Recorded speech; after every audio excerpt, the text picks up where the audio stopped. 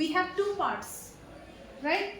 What is the first part? The first part, the author Christopher Sylvester is telling us about the divergent views or different views of celebrities regarding interview.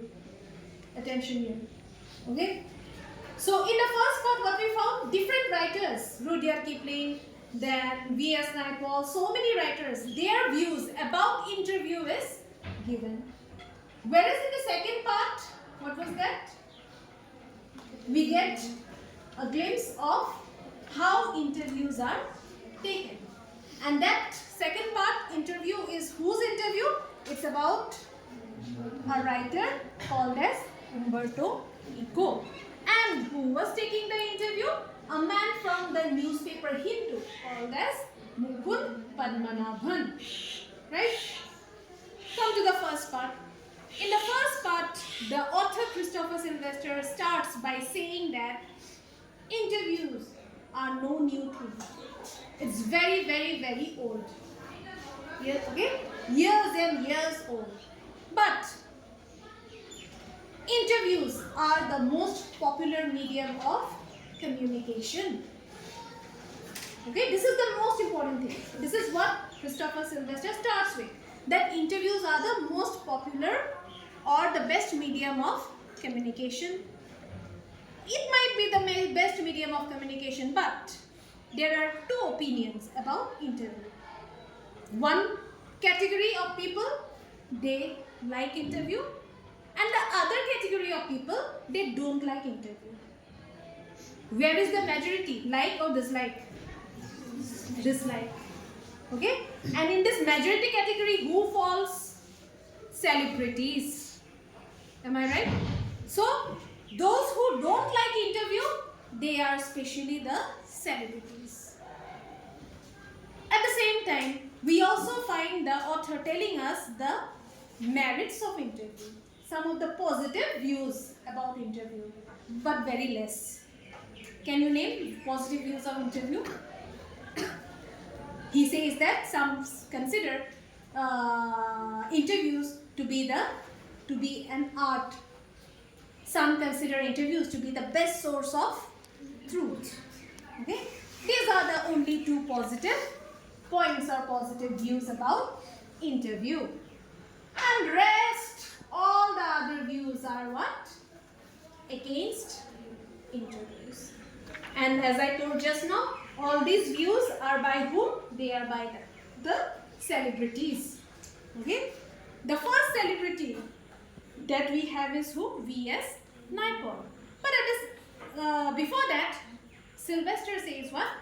That some people, they think that if you give your interview, just like in the past, people had this, opinion that if you allow somebody to take your photograph or somebody to make your portrait, it's like they will be able to steal your soul. Okay? So, in the same way, some celebrities, some people, they don't like giving interview. They feel that they lose their personality if they give their interview. Then the writer comes to V.S. Naipaul, a very, very famous writer, a man who won the Booker Prize and numerous other awards. The House of Mr. Biswas is a famous novel written by V.S. Naipaul. Anyway, but what is V.S. Naipaul's opinion about interview? What he says about interview? That what? People are wounded when they take or when they give interview. V.S. Naipaul feels that some people are wounded by interviews and lose a part of themselves. So when you give your interview, it's like as if somebody is attacking you. You are injured. You are wounded. This line indicates what? Is V.S. Naipaul comfortable giving interview? He is not at all comfortable. He don't like it. Okay, that is clear? So this is the opinion of V.S. Naipaul. You have to remember. Question will directly come. State the opinion of V.S. Naipaul regarding interviews. Then you have to write this. Second person is who? Lewis Carroll. Okay. What is his opinion about interview? Quickly see and tell me. What is his opinion about interview? What, did he ever agree to give interview? No. He had a horror of being lionized. Now what is this horror of being lionized? In simple words, he don't want to become a popular person. Why? Because in case he becomes famous and if he becomes popular, then there will be lots and lots of people who will be seeking his autographs, interviews and all that, and he is not comfortable doing all these things. Okay? And all these people, the people who come to seek his autograph and all, when they go away, Lewis Carroll says what? That they were scared of him, that's why they went away. But actually he is not comfortable. He don't want to give the interview. Okay? This is about Lewis Carroll. Details you will read yourself. Okay? We have done earlier. Next personality is who? Next celebrity is who? Rudyard Kipling. What was Rudyard Kipling's opinion about the interview? How do we get to know about his opinion about interview? Through his wife, Caroline. Caroline noted down in her diary. And what did she note? That one day, their whole day was spoiled by two reporters. Okay? This again tells us that they don't like interview. And Rudyard Kipling, what is his opinion about interview is very, very important. What he said? Why do I refuse to be interviewed? Because it is immoral. It is a crime. Just as much of a crime as it merits, as offense against my person, as an assault, and just as much merits punishments. From this what we understand? That Rudyard Kipling, he considers interviews to be immoral. Okay? He don't like interviews at all. If somebody injures you, if somebody wounds you, the way that person should be punished, in the same way, according to Rudyard Kipling, the person who takes interview, that person also deserves punishment. Very, very simple. So, first was V.S. Naipaul, second was Lewis Carroll, third is Rudyard Kipling. If you remember, it's very simple, very easy. Okay? So, he didn't like interview. But, very interesting thing, he himself took others' interview. I am not going into the detail I am saying, but you will read yourself. Okay? So, he himself took others' interview few years later. Next is who? H.G. Wells. H.G. Wells referred to interviews as was interviewing ordeal. Now, what is an interviewing ordeal? This again shows what? He finds interview, or he sees interview as a very, very unpleasant, difficult task. He don't like interview. But he himself used to take others' interview, if I am not wrong, isn't it? H.G. Wells, in an interview in 1894, referred to the interviewing ordeal, but was a fairly frequent interviewee, and 40 years later found himself interviewing Joseph Stalin. So he also took others' interview, but he didn't like the interview. Next in the line is Saul Bellow, who never consented, who never agreed to give interview. Let's see why. Saul Bellow, who has consented to be interviewed on several occasions, nevertheless, okay, he agreed to give interview. But what is his opinion about interview? Nevertheless, one described interviews as being like thumbprints on his windpipe, very important. Saul Bellow, he considers interview is like what? Thumbprints on his windpipe. That means what? He feels suffocation. He is not comfortable. If somebody tries to strangle you or kill you, the way you will feel, he feels the same thing when somebody is taking his interview. Alright? So, I guess this is the last celebrity about whom Christopher Sylvester tells us. Okay? But, just below that you will find the author saying another thing. Yet, despite the drawbacks of the interview, it is a supremely serviceable medium of communication. Already I said that there might be many drawbacks. Celebrities might not like interview, but it's the best medium of communication. Today, if you want to know about any celebrity, today if you want to know about something very important which is going on around the world, you just open the TV, or you see the YouTube, or in the magazine, you will get the interviews of that particular personality. You will know about everything. Okay? So, this is the best medium of communication. But then, there are different ways of taking interview. Earlier, the way interviews were taken, it was a bit different. Nowadays, it's not like one direct question and answer. I told while teaching, I think. They will just sit and they will talk like just two friends talking, but that itself is the interview. What did Dennis Bryan say about interview? Tell me. What did Dennis Bryan say?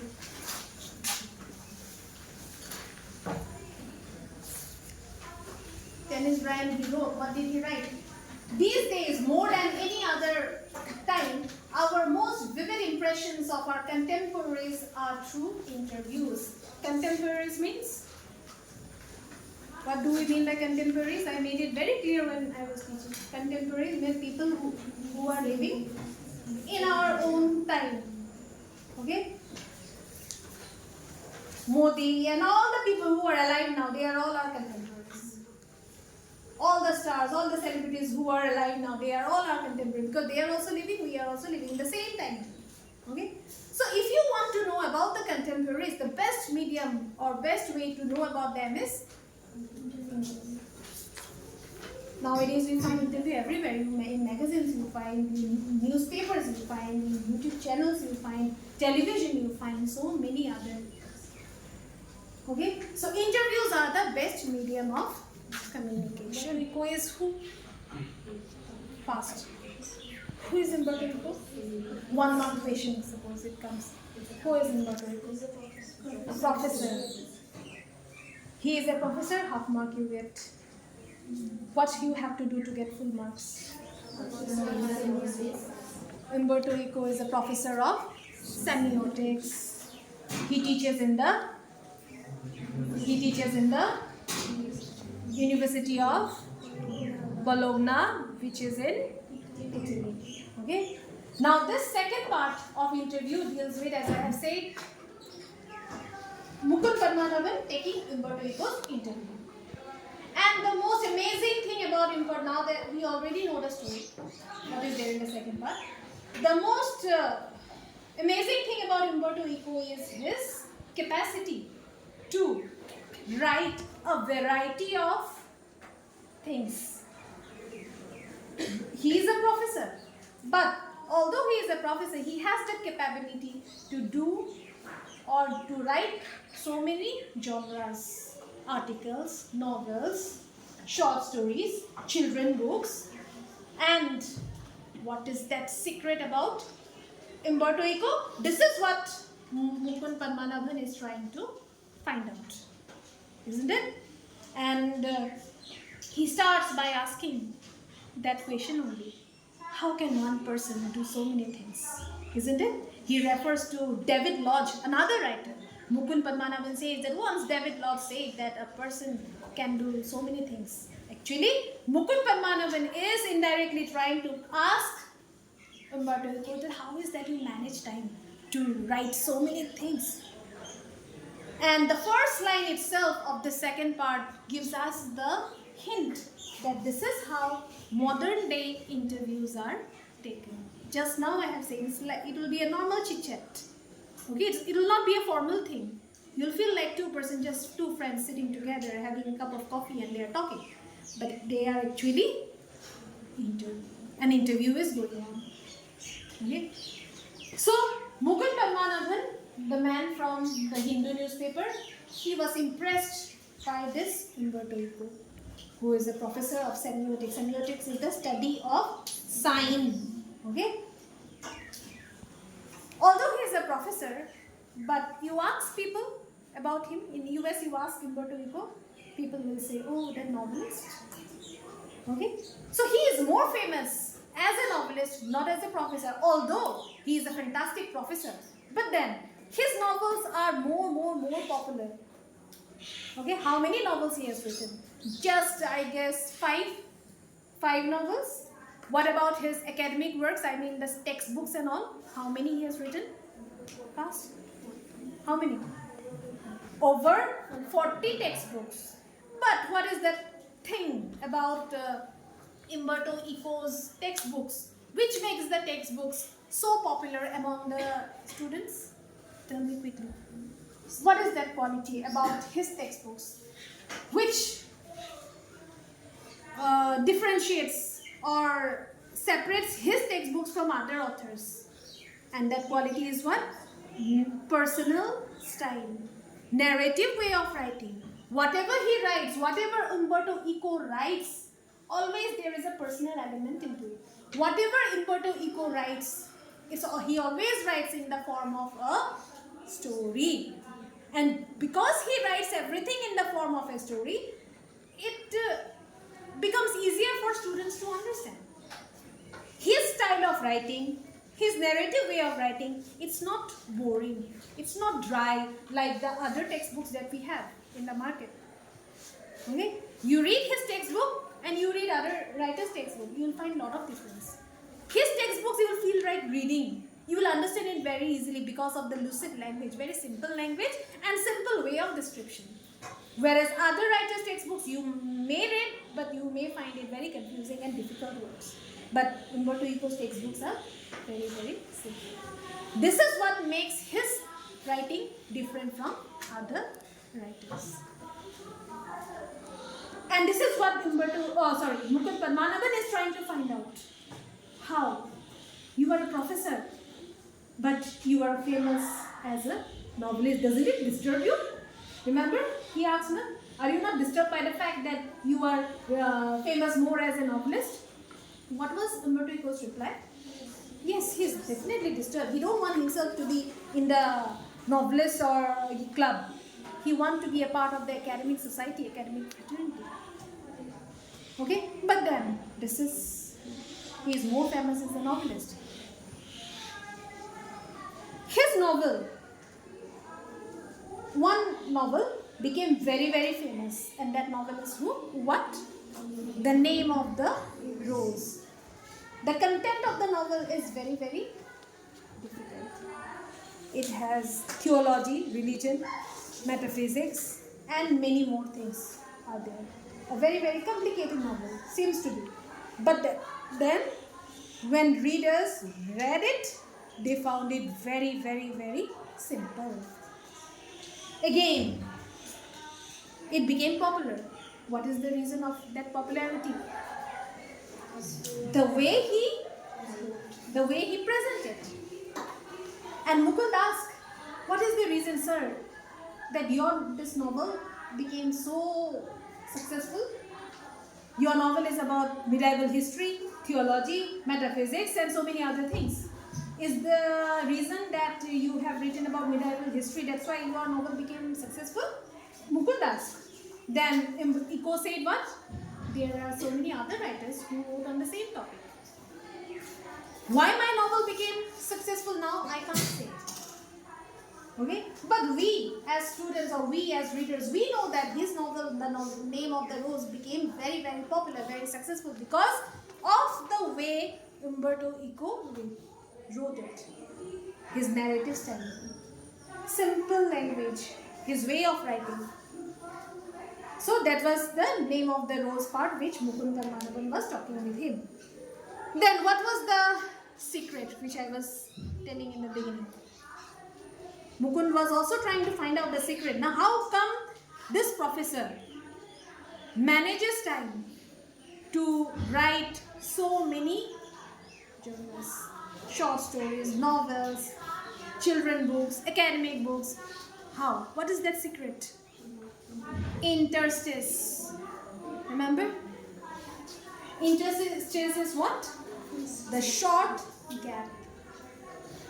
The gap between suppose two classes. Okay? That is an interstice. If you utilize that interstice, a lot can be done. Okay? Similarly, Umberto Eco's life also had so many interstices, and he used to utilize the interstice. That's why he was able to write so many things. And Mukund Padmanabhan was surprised that this interstice is not everybody's cup of tea. Everybody cannot utilize it. Everybody cannot do it. Okay? But Umberto Eco did it. So, that is why he is what he is. A person who is a professor, who is a novelist, short story writer, so many things. Okay? Now this second part is very, very short. You can see, very short. Just this man, Mukund Padmanabhan, he is talking with Umberto Eco, and Umberto Eco is clarifying his doubts. But from the second part, what do we learn? how interviews are taken nowadays. But you cannot skip this second part. You have to read each and every dialogue. Alright? So go through it. I'm sure you will be able to understand.